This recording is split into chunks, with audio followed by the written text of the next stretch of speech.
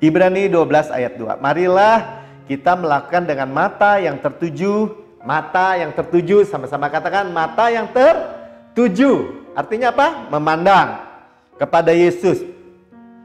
Ketika kita memandang kepada Yesus yang memimpin kita dalam iman dan membawa iman kita itu kepada kesempurnaan. Ya, looking unto Jesus dalam bahasa King James-nya ya. The author and the finisher of our faith. Penulis dan penyelesai iman kita. Sudah selesai belum? Sudah selesai. Sekali lagi ya. Jadi iman itu memunculkan segala sesuatu yang sudah ada di alam roh. Saya sudah sehat. Saya sudah kaya. Tapi Pak, kenyataannya sakit Pak. Kenyataannya Bapak masih kurang duit ini. Kurang kaya kelihatannya. Kenapa Bapak berkata begitu? Saya mengatakan apa yang Yesus layak terima dan itu semua milik saya. Apakah akan terjadi? Itu akan muncul ketika apa? Ketika kita percaya dan menerima. Kalau belum terjadi apa Pak? Kalau belum terjadi nggak apa-apa. Karena ada pengharapan namanya. Dan pengharapan tidak mengecewakan. Karena kasih Allah dicurahkan dalam hati kita.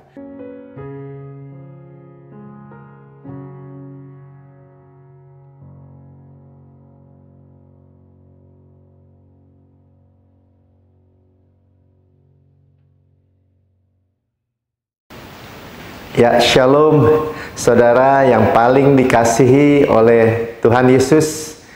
Jumpa lagi dengan kabar baik tentang Yesus dan karyanya yang sempurna di kayu salib. Dalam tayangan, kita ini adalah ciptaan baru. Yang lama, hukum Taurat, pelayanan kematian, dakwaan, tuduhan, tuntutan, mengharapkan penghukuman sudah berlalu. Sesungguhnya yang baru, kasih karunia Allah, kemurahan yang tidak layak kita terima, tetapi kita menerimanya. Roh yang menghidupkan, yang memberikan kita dari hukum dosa, hukum maut, sudah datang. Kita tidak bosan-bosan memandang Yesus, karena setiap hari kita memerlukan mana atau roti hidup yang turun dari surga, yang mengenyangkan kita, yang memberikan manfaat, yang memberkati kita semua. Sebab dia indah dari segala sisi.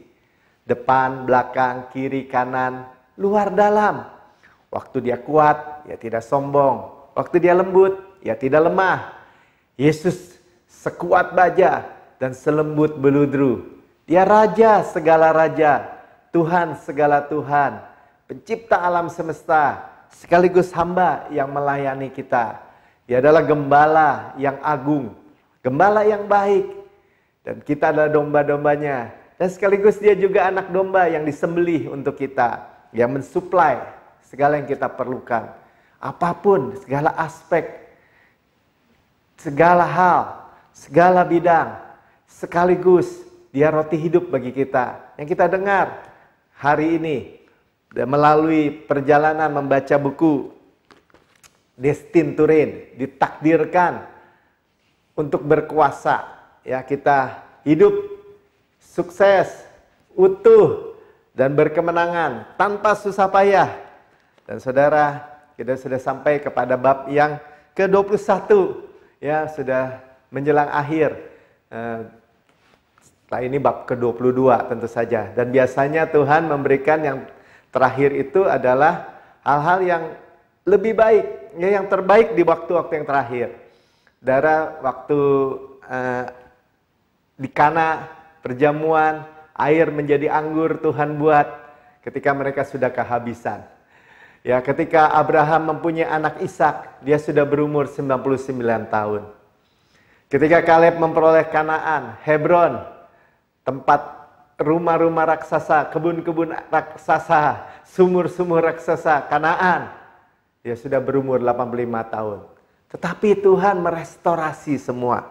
Begitu luar biasa. Amin. Ya, kita masuk di dalam bab yang ke-21 ini tentang rahasia iman. Ya, kita perlu tahu dulu bahwa kita tidak lagi hidup di dalam bab yang sebelumnya, masalah percampuran. Sehingga apa? Sehingga hati nurani kita tidak lagi tertuduh, tidak lagi terdakwa, tidak lagi mengharapkan penghukuman. Itu namanya hati nurani yang perfect, yang sempurna. Kenapa? Karena korbannya sempurna, yaitu Yesus. Sekali lagi ya, hati nurani kita sempurna karena korbannya sempurna. Saudara boleh mendengar khotbah-khotbah yang sebelumnya, dan saudara like, subscribe, dan bagikan kepada semua orang. Saudara akan mendengar bahwa Tuhan itu tidak suka lagi percampuran. Kenapa?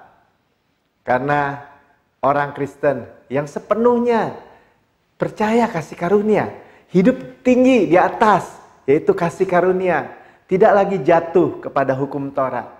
Ya, jadi kalau kita tidak jatuh kepada hukum Taurat, kita tidak lagi dihukum, tidak ada lagi penghukuman, dan itulah kita masuk untuk menerima yang disebut iman. Ya, iman itu adalah, saudara boleh catat ya, iman itu sebenarnya tangan yang terbuka menerima, sesederhana itu aja. Ya, bukan iman perbuatan. Dalam buku ini nanti kita lihat, bukan iman perbuatan, bukan iman di bawah hukum Taurat lagi. Dengan kesadaran ketakutan, bukan. Atau kesadaran hutang, terus menerus, bukan. Ya, tetapi kita sudah dibayar lunas, bahkan overpayment. Dibayar lebih. Ya, tangan yang terbuka. Dan Tuhan katakan dari surga dia hanya melihat iman yang dia perlukan. Jadi itu mata uang surgawi, mata uang yang berlaku di surga. Tuhan hanya melihat iman kita, bukan perbuatan kita. Karena perbuatan manusia itu tidak ada yang benar. Semua orang sudah berbuat dosa dan telah kehilangan kemuliaan Allah. Hanya iman kepada Kristus. Ya, jadi kita percaya ya bahwa iman adalah dasar. Dasar apa? Yesus. Dia adalah dasar, fondasi. Dari segala sesuatu yang kita harapkan. Bukti apa? Ya, dalam bahasa Inggrisnya dikatakan title deeds atau sertifikat. Ya, kalau kita yang lalu saya bilang bahwa kita itu mempunyai beli mobil. Ya, kalau sudah dicicil dan lunas, kita memperoleh BPKB-nya atau rumah kita memperoleh sertifikatnya kalau sudah dilunasi. Nah, Yesus sudah melunasi semua. Dia adalah sertifikat kita, title deeds. Bukti dari segala sesuatu yang tidak kita lihat. Ya, kita percaya bahwa kita menerima sesuatu yang sudah ada di alam roh. Sama-sama katakan yang telah ada, yang sudah ada. Ya, itu dimunculkan ketika kita apa? Ketika Tuhan melihat kita ada iman. Tapi bagaimana Tuhan bisa melihat kepada kita ada iman? Karena kita melihat Tuhan, kita memandang Tuhan, kita memandang Yesus dan karyanya yang sempurna di kayu salib. Luar biasa ya saudara, ini suatu putaran yang komplit sekarang. Hati kita, hati nurani kita perfect, ya, tidak ada penghukuman, sehingga kita bisa memandang Tuhan dan kita menerima apa yang sudah ada tersedia dan apa yang sangat benar tentang kita. Amin. Ya, dan ya itulah kita memiliki akhirnya iman Kristus. Sama-sama katakan iman Kristus. Ya. Jadi saudara, ini masuk di bagian yang terakhir seolah-olah begitu berat, tetapi sebenarnya hanya percaya bahwa Yesus sebagai manusia 100% percaya bahwa Tuhan menyelesaikan atau membereskan semua persoalan kita. Orang buta melihat, orang timpang berjalan, orang bisu berkata-kata, orang tuli mendengar, orang mati dibangkitkan. Kita percaya bahwa Yesus percaya bahwa Tuhan memberikan semua, ya, menyelesaikan semua, dan kita memiliki iman apa? Iman yang kita tidak sadari. Kenapa? Karena kita hanya memandang. Saudara, ini pondasinya ya, bahwa saudara itu hanya memandang. Sama-sama katakan memandang, ya, memandang, ya, melihat. Nanti kita akan lihat, ya. Memandang karena kita memandang Yesus, ialah firman. Ya, firman itu adalah kata-kata seperti saya berkata-kata, saudara mendengar. Ya, karena kita memandang Yesus dan karyanya yang sempurna, kita memandang dengan apa? Dengan telinga kita. Ya, sebenarnya dengan mata hati kita. Ya, kita mendengar, kita aminkan. Katakan, amin, so be it. Amin itu artinya, terjadilah. Nah, saudara lihat, ya begitu luar biasa, hanya sederhana. Bagaimana kita memandang, melihat, oh Tuhan menyelamatkan saya. Oh Tuhan memberikan saya sukacita. Oh Tuhan memberikan saya damai sejahtera. Dia perlindungan kita. Dia berkat kita. Dia kota benteng kita. Dia kesembuhan kita. Dia kemakmuran kita. Ya kita memandang saja. Dan tangan yang terbuka itu menerima. Percaya, menerima.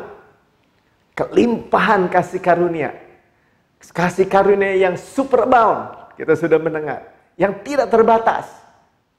Dan kebenaran. Yang adalah hadiah. Saya adalah kebenaran Allah dalam Kristus. Jadi banyak ya, tapi saudara melihat benang merahnya. Bahwa semuanya tentang memandang dan menerima. Bukan iman perbuatan. Jadi di awal daripada buku ini, ya bagaimana Pastor Prince menyampaikan. Ya bukan tadinya iman, akhirnya jadi iman perbuatan. Bukan. Ya iman adalah tangan yang terbuka menerima. Hanya menerima. Sama-sama katakan, menerima. Ya, mari kita lihat ayat-ayatnya yang kita akan renungkan hari ini, yaitu dalam Ibrani 11 ayat ke-8, Ibrani 11 ayat Ibrani 11 ayat ke-6, Ibrani 11 ayat ke-6, koreksi ya, Ibrani 12 ayat 2, Ibrani 12 ayat 2, Roma 10 ayat 7, Roma 10 ayat 17, Roma 10 ayat 17 dan Galatia 3 ayat 5. Ya, jadi yang pertama di dalam Ibrani 11 ayat 6, ya, bahwa kita itu hanya memandang Kristus dan karyanya yang sempurna. Saudara perhatikan baik-baik. Ya, ketika kita memandang Yesus dan karyanya yang sempurna, Tuhan melihat kita hidup di dalam iman. Ya, ada iman di dalam kita. Jadi gini gampang ya. Kita memandang Yesus dan karyanya yang sempurna, Tuhan melihat kita ada iman. Ya, jadi sederhana itu. Ibrani 11 ayat 6, tetapi tanpa iman tidak mungkin orang berkenan kepada Allah. Sebab barang siapa, nah lihat ya, berpaling kepada Allah. Sama-sama katakan berpaling. Itu memandang Allah. Ya, memandang kasih karunia. Sama-sama katakan memandang kasih karunia. Memandang kasih karunia. Pertama, ia harus percaya bahwa Allah ada. Ya, dan yang kedua, bahwa Allah memberi upah kepada orang yang sungguh-sungguh, diligently, ya, rajin mendengar kabar baik, ya, mencari Dia, ya, arti mencari itu seek, memandang Dia, melihat lagi. Jadi apa yang kita peroleh bahwa kita percaya bahwa Allah ada. Saya percaya bahwa Allah ada. Yang tidak menyayangkan anaknya sendiri bahkan. Yang menyerahkannya bagi kita semua. Bagaimanakah mungkin ia tidak mengaruniakan kepada kita cuma-cuma segala sesuatu kepada kita bersama-sama dengan Dia atau Yesus. Roma 8 ayat 2. Roma 8. Ya, Roma 8 ayat 32, maaf ya. Saudara lihat. Hanya memandang. Sama-sama katakan memandang, berpaling kepada Allah, memandang Allah. Ya, dan Tuhan itu memberi upah. Hanya upah dari apa, saudara? Upah dari memandang. Bukan karena mengerjakan sesuatu. Iya, tapi kan kalau upah Pak mengerjakan sesuatu dong Pak. Iya, hanya percaya dan memandang. Ternyata itulah yang Tuhan Yesus juga sampaikan kepada murid-muridnya. Apa pekerjaan harus kami lakukan Tuhan untuk mengikuti Engkau? Percaya. Sama-sama katakan, percaya, memandang. Dan kita aminkan. So be it Tuhan, terima. Terima. Ya. Jadi jangan sampai iman yang disampaikan ya, Pastor Pin sampaikan waktu Rasul Iman namanya Kenneth Hagin, bukunya banyak tentang iman, ya, percaya. Tapi banyak orang, akhirnya orang Kristen membawa iman yang percaya itu, yang tangan menerima itu kembali kepada iman perbuatan. Oh, kamu harus punya iman besar supaya kamu sembuh. Wah, kamu kurang iman sih, sehingga kamu mengalami masalah-masalah persoalan ini. Jadi kamu harus berdoa, berpuasa. Kamu harus melakukan ini dan itu. Akhirnya malah mendiskualifikasi orang-orang percaya. Karena memelintir tangan Tuhan itu nggak ada gunanya, saudara. Maksudnya Pak, apa Pak memelintir tangan Tuhan? Wah, Tuhan, saya udah doa puasa nih 40 hari 40 malam. Baru Tuhan, saya memiliki iman yang besar nih. Tuhan lihat, saya memiliki iman yang besar. Salah, saudara. Saudara hanya memandang. Semakin saudara rest. Rest itu apa Pak? Rest itu, Lord, I cannot, but you can. Beristirahat dan bersandar kepada Tuhan. Semakin besar kuasa yang bekerja dalam kehidupan Anda. Karena itu Rasul Paulus katakan, mujizat itu hasil dari mendengar. Mendengar apa? Mendengar kabar iman atau berita iman. Sulit ya. Tapi sederhana, sebenarnya nggak sulit, saudara. Ketika saudara masuk di bawah kasih karunia, saudara percaya penuh kepada iman Kristus. Sebenarnya begitu aja ya. Jadi, karena apa? Karena Rasul Paulus katakan bahwa Yesus itu penulis atau pengarang, penulis, dan penyelesai iman kita. Ibrani 12 ayat 2. Marilah kita melakukan dengan mata yang tertuju. Mata yang tertuju, sama-sama katakan mata yang tertuju. Artinya apa? Memandang kepada Yesus. Ketika kita memandang kepada Yesus yang memimpin kita dalam iman dan membawa iman kita itu kepada kesempurnaan. Ya, looking unto Jesus dalam bahasa King James-nya ya. The author and the finisher of our faith. Penulis dan penyelesai iman kita. Sudah selesai belum? Sudah selesai. Sekali lagi ya. Jadi iman itu memunculkan segala sesuatu yang sudah ada di alam roh. Saya sudah sehat. Saya sudah kaya. Tapi Pak, kenyataannya sakit Pak. Kenyataannya Bapak masih kurang duit ini. Kurang kaya kelihatannya. Kenapa Bapak berkata begitu? Saya mengatakan apa yang Yesus layak terima. Dan itu semua milik saya.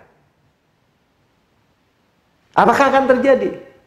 Itu akan muncul ketika apa? Ketika kita percaya dan menerima. Kalau belum terjadi apa Pak?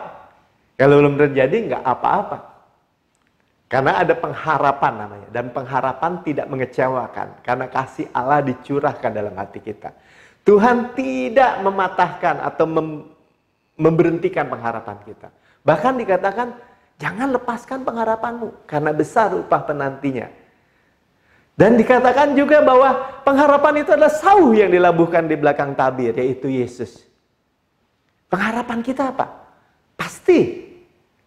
Saya sudah sampaikan ya di waktu yang lalu bahwa pengharapan Alkitab itu adalah pengharapan elpis namanya di dalam bahasa Yunani. Positive expectation of good. Segala hal yang positif yang kita inginkan atau harapkan yang baik, tidak ada yang buruk dan positif. Dan certain, pasti. Sama-sama katakan, pasti. Oh Bapak pasti-pastiin gitu, nanti orang kecewa loh Pak. Nanti orang menjadi di PHP. Tidak, saudara. Ya, semua orang yang berharap di dalam Alkitab, saya lihat. Misalnya tadi saya katakan Kaleb. Dia menanti 45 tahun. Tetapi dia tetap percaya. Malah semakin besar. Apa yang dia lihat sebelumnya, dia hanya mungkin berpikir waktu 45 tahun yang lalu. Bahwa di Kades Barnea, dia mengintai dari Kades Barnea. Dia melihat tanah yang berlimpah susu dan madunya. Tetapi orang-orang melihat raksasa, dia lihat raksasa itu sebagai roti yang dia makan. Tetapi sebagian besar orang Israel tidak percaya. Unbelief, tidak percaya. Sehingga dia harus tertunda 45 tahun. Ya 40 tahun di padang gurun, 5 tahun kemudian baru masuk minta Hebron. rumah kampung raksasa, kebun-kebun raksasa, sumur-sumur raksasa. Semakin besar pewahyuan yang dia terima tentang bahwa Allah berperang buat dia. Bahwa Allah memberikan kepada dia tanah yang berlimpah susu dan madunya. Dia minta yang raksasa, yang besar. Dan Tuhan berikan nggak?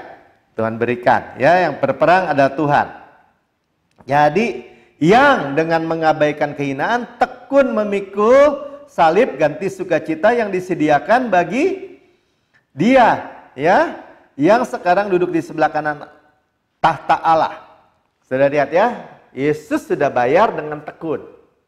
Makanya saya katakan memandang Yesus dan karyanya yang sempurna saja, dan kita menerima apa? Sukacita yang disediakan tadinya buat dia jadi buat kita. Sama-sama katakan sukacita. Ya, dan sekarang yang duduk di sebelah kanan Allah Bapa. Di dalam Efesus dikatakan kita didudukkan bersama-sama Yesus di sebelah kanan Allah Bapa. Posisi kedudukan kita. Coba saudara pandang, posisi dan kedudukan kita bersama-sama dengan Yesus di sebelah kanan Allah Bapa. Dan posisi kita itulah yang menentukan supply dalam kehidupan kita, dalam segala aspek. Kesuksesan, keutuhan, kemenangan tanpa susah payah. Ya, walaupun ini bagian terakhir dari bab-bab terakhir dari buku ini, dan semakin banyak yang harus disampaikan rasanya, saudara tinggal ulang-ulang saja, baca lagi dan baca lagi. Saudara akan menemukan mutiara-mutiara. Saudara menemukan hal-hal yang baik yang Tuhan sediakan. Ya, remah-remah itu yang jatuh dari meja Tuhan. Tapi kita memiliki roti anak diberikan buat kita yang luar biasa. Jadi posisi kita hanya duduk rest.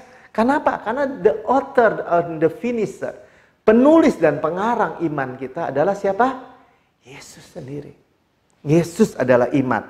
Jadi iman kita bukan iman yang susah payah. Atau tadi saya katakan memelintir tangan Tuhan. Ya, dalam buku ini dikatakan mencengkram tangan Tuhan. Mau kasih nggak Tuhan? Saya udah doa puasa nih, 40 hari 40 malam. Saya udah doa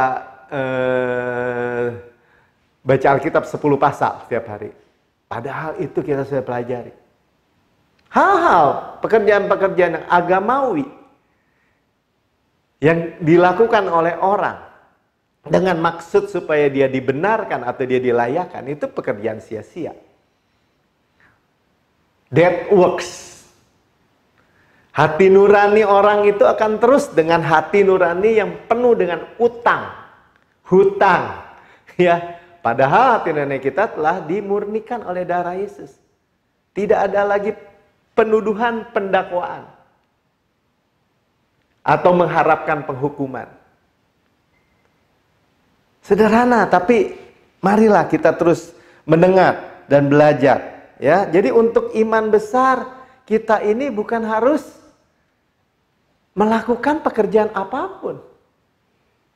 Kita dengar lagi aja. Iman timbul dari pendengaran. Pendengaran akan firman Kristus. Kita dengar lagi aja. Oh, sudah tersedia. Amin Tuhan, sudah tersedia. Oh, saya sudah didudukan bersama Kristus di sebelah kanan Allah Bapa. Amin Tuhan. Saya terima suplai Tuhan. Sebagaimana di surga, demikian saya di bumi. Saya terima suplai Tuhan. Saya menerima apa yang Yesus layak terima. Kuasa dan kekayaan dan hikmat dan kekuatan, hormat dan kemuliaan dan berkat-berkat. Amin Tuhan. Saya menerima. Padahal orang dunia mencari itu dengan susah payah, dengan stres, ketakutan, kekhawatiran. Di dalam buku ini dikatakan pelayanan pastor Vince dulu juga seperti itu. Ini 7 syarat untuk iman besar misalnya. 7 langkah untuk sembuh. Ya, dikatakan tidak ada yang salah dengan Tuhan, tidak ada yang salah dengan firman Tuhan. Pasti ada yang salah dengan kamu. Saya juga dulu berpikir begitu. Tuhan nggak salah, pasti benar. Firmannya benar. Saya mau benar. Ini pasti masalahnya iblis nih. Dia kan pencuri, pembunuh, pembinasa. Jadi saya fokus kepada iblis. Saya kejar-kejar iblis. Saya doa peperangan, doa keliling, doa begini, doa begini. Seolah-olah saya mau masuk, turun dari kedudukan posisi yang tinggi itu. Masuk ring bersama iblis. Wah, dia pasti kalah nih. Dalam nama Yesus, oleh darah Yesus. Pasti kalah memang iblis. Tetapi ketika masuk ring bersama dia, dia juga bisa cakar kita, keluarga kita. Oh, itu serangan balik, Pak. Nggak apa-apa, Pak. Ya, kita menghadapi yang nggak enak begini nggak apa-apa. Iblis lebih nggak enak. Ya, orang pemimpin-pemimpin rohani waktu itu berkata juga gitu, nggak apa-apa. Kita menderita atau di amburadul keluarganya atau hancur gara-gara berperang gitu. Iblis juga hancur-hancuran nih. Iblis juga di neraka. Mungkin kumpul, Pak, bos, kata prajurit-prajuritnya. Ya kita nih hancur baur nih, rusak nih. Berantem sama orang Kristen. Gak apa-apa, mereka juga hancur. Hancur-hancuran. Pertanyaannya di kelompok ini siapa yang menang? Padahal kita beroleh kemenangan tanpa susah payah. Kita lebih dari pemenang, kata Tuhan Yesus. Ya, karena apa? Karena itu tadi. Padahal Tuhan katakan apa? Tidak ada yang salah dengan Tuhan. Tidak ada yang salah dengan firman Tuhan. Dan oleh darah Yesus, tidak ada yang salah dengan kita. Makanya tadi saya katakan apa? Kita memiliki hati nurani yang murni. Hati nurani yang perfect. Karena korbannya perfect. Karena darahnya yang perfect. Itulah yang membuat posisi kita adalah posisi penerima yang dilayakkan. Itulah iman Kristus. Tidak ada yang salah dengan Tuhan.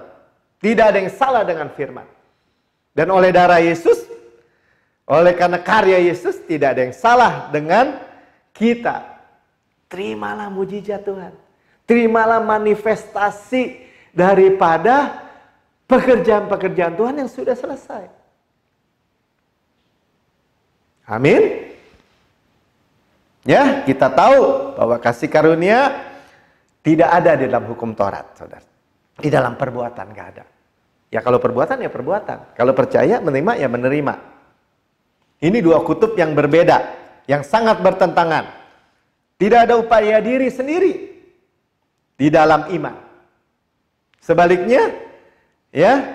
Tidak ada iman di dalam hukum Taurat. Harus perbuatan. Iman di pihak apa? Kasih karunia. Iman adalah lawan daripada hukum Taurat. Wah, ngeri ya dengarnya ya. Tapi itulah kebenarannya. Ya, di dalam hukum Taurat nggak ada iman, saudara. Coba kita baca ayatnya supaya saudara pasti. Galatia 3 ayat 12. Tetapi dasar hukum Taurat bukanlah iman. Ya udah selesai. Dasarnya hukum Taurat bukannya iman. Apa dong, Pak? Melainkan siapa yang melakukannya akan hidup karenanya. Jadi kalau saudara jatuh dari kasih karunia kembali kepada hukum Taurat, terseret oleh dunia ini kepada hukum Taurat. Saya katakan kenapa kepada dunia, Pak? Itu kan rohani, Pak. Iya. Tetapi itu ditarik oleh mafia-mafia agama, oleh farisi-farisi. Kembali kepada hukum Taurat, nggak ada iman. Sehingga apa? Lakukan ini, lakukan itu. Tambahkan ini, tambahkan itu. Padahal di sini selesai. Kok jadi gampang gitu, Pak? Ya gampang terima dong. Ya, jadi kasih karunia bukan menunjukkan apa yang salah dalam orang percaya. Tetapi apa yang sangat benar dengan orang percaya itu di dalam Kristus. Ya, dan terima ledakan mujizat-mujizatnya, kesembuhan, terobosan, keuangan, pemulihan keluarga, pernikahan, dan lain sebagainya. Hanya terima, saudara. Makanya Tuhan memberikan kepada kita itu tidak ada halangan lagi dengan iman. Ya, karena oleh darah Yesus tidak ada yang salah dengan kita. Dengar nih. Ulangi kata saya sama-sama ya. Semakin jelas karya sempurna Kristus, Yesus, semakin jelas karya sempurna Yesus, semakin besar iman dan mujizat-mujizat terjadi. Lihat, perhatikan ya, makanya kita memandang Yesus, semakin jelas saudara melihat, semakin clear saudara melihat, semakin banyak saudara melihat karya ya sempurna Yesus. Apa itu Pak? Kesembuhan, sukacita, damai sejahtera, perlindungan, pemeliharaan. Apa itu Pak? Dan masih banyak lagi, hikmat, kebenaran, kekudusan, penembusan. Apalagi Pak? Perlindungan keluarga, pemulihan keluarga, keuangan, kemakmuran, kekayaan. Apapun segala aspek. Semakin besar saudara lihat, wah Yesus kaya, Yesus mulia, Yesus agung, Yesus besar. Semakin besar iman kita. Dan semakin sering terjadi mujizat-mujizat dalam kehidupan kita. Terjadi. Namanya termanifestasi. Makanya tadi saya katakan apa? Iman itu memunculkan atau memanifestasikan apa yang sudah ada di alam roh. Saya ulang-ulang ya, apa yang sudah ada di dalam roh. Dan apa yang sangat benar tentang kita. Iman. Gak usah kita cari-cari iman. Lihat aja. Yesus dan karyanya. Ibrani 12 ayat doa. Katakan begini. Marilah kita melakukan. Yang tadi ya. Bagian hanya mata yang tertuju. Atau memandang Yesus. Looking unto Jesus. Ya, the author and the finisher of our faith. Karena Yesus adalah firman. Jadi kita memandang dengan telinga kita. Iman timbul dari pendengaran. Pendengaran akan firman Kristus. Roma 10 ayat 17. Jadi kita memandang dengan apa? Looking unto Jesus dengan apa? Dengan mendengar firman. Seperti saudara mendengar firman iman hari ini, kali ini. Ya, saudara akan melihat keindahan Yesus, kemuliaan Yesus. Dan muncul iman, timbul iman. Amin Tuhan, amin. Dan Tuhan melihat ada iman dalam diri saudara. Mujizat-mujizat makin sering terjadi. Amin. Ya, jadi rahasia atau kunci menerima mujizat kita bukan doa puasa 40 hari 40 malam, ya, bukan memelintir tangan Tuhan, ya, bukan mengandalkan upaya diri, itu poinnya. Jadi kalau tapi Pak, masa nggak boleh sih puasa? Ya, di dalam Alkitab dikatakan biasanya ditambahkan oleh penerjemah, ya, dengan berpuasa atau apa gitu ya. Jadi, misalnya contohnya di dalam Markus 9 ayat 29. 1 Korintus 7 ayat 5, ya, berpuasa itu ditambahkan oleh penerjemah. Saudara, sebenarnya bagaimana? Ketika kita sedang membaca Alkitab, kita dengar Alkitab, kita merenungkan, terus lewat jam makan kita, makan siang kita atau makan malam kita, itu kita berpuasa. Bukan sengaja-sengaja saya berpuasa nih, saya menyiksa diri, saya tidak berhubungan lagi dengan istri, atau saya tidak mau berurusan lagi dengan anak. Karena saya sedang untuk supaya Tuhan layak. Ya, dalam buku ini dikatakan dan saya percaya. Ya, daripada saudara marah-marah akhirnya jadi jengkel. Lebih baik saudara makan, bersukacita dengan keluarga saudara. Ya, Galatia 3 ayat 5. Jadi bagaimana sekarang? Apakah ia menganugerahkan roh kepada kamu dengan berlimpah-limpah? Dan yang melakukan mujizat di antara kamu berbuat demikian karena kamu melakukan hukum Taurat? Bukan kan? Atau karena kamu percaya kepada pemberitaan Injil? Atau karena kamu percaya akan hearing of faith dalam bahasa aslinya? Hearing of faith menimbulkan apa? Menimbulkan mengalami mujizat-mujizat. Sama-sama katakan mujizat, mujizat. Karena semakin besar kita melihat atau mengalami atau menikmati pewahyuan tentang Yesus dan karyanya yang sempurna. Dia mengaruniakan roh, artinya apa? Kita dituntun, dipimpin, led by the Spirit. Dipimpin oleh roh. Dia memberitahu kita kemana kita pergi, kemana kita berjalan. Untuk menerima apa? Untuk menerima mujizat kita. Hebat nggak? Hebat, luar biasa saudara. Amin. Ya, karena kalau kita melakukan itu dengan upaya-upaya diri kita karena hukum Taurat, ya sama aja kita memelintir tangan Tuhan. Atau bahkan kita jatuh dari kasih karunia, kita kembali kepada hukum Taurat. Ya, do good, get good. Do bad, get bad. Ya, melakukan baik dulu, benar dulu, sempurna dulu, baru diberkati. Nggak apa-apa Pak, saya mau begitu Pak. Ya tidak ada orang yang dapat memenuhi, salah satu, salah semua. Ya, jadi semua ini tentang pengorbanannya. Sama-sama katakan tentang pengorbanannya. Amin, pengorbanannya. Korbannya adalah Yesus yang sempurna. Ya, kita memandang Yesus dalam kasih karunia-Nya. Kita memandang Yesus dalam kasih karunia-Nya. Jadi kita memandang Yesus dalam kasih karunia, Tuhan melihat kita dalam iman kita. Ya, dan mujizat terjadi. Amin. Mari kita berdoa. Bapa, terima kasih. Kami mengucap syukur kalau kami boleh melihat lagi keindahan Yesus dan karyamu yang sempurna di kayu salib. Kami memandang dan menerima pewahyuan yang lebih besar tentang Yesus. Dan kami tahu Tuhan yang telah ada di alam roh, mujizat-mujizat yang kami perlukan.